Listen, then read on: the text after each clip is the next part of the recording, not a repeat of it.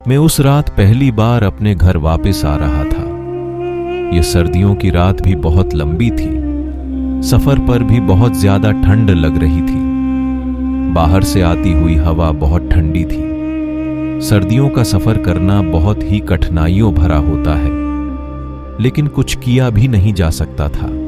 बस जब रुकी तो वो जगह बहुत ही सुनसान थी। बस में कुछ खराबी आ गई थी, जिसे सही करने के लिए बस का ड्राइवर नीचे उतरा।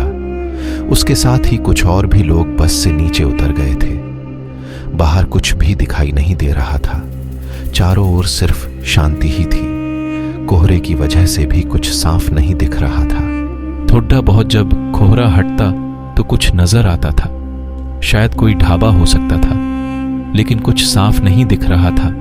इसलिए ढाबा है या कुछ और समझ नहीं आ रहा था।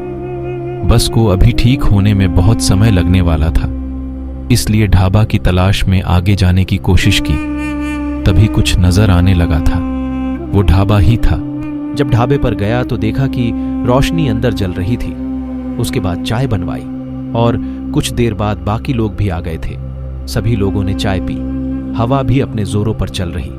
ठंडी हवा को झोंका भी बहुत तेजी आता था। शरीर के अंदर जब हवा लगती तो ठंड और भी बढ़ जाती।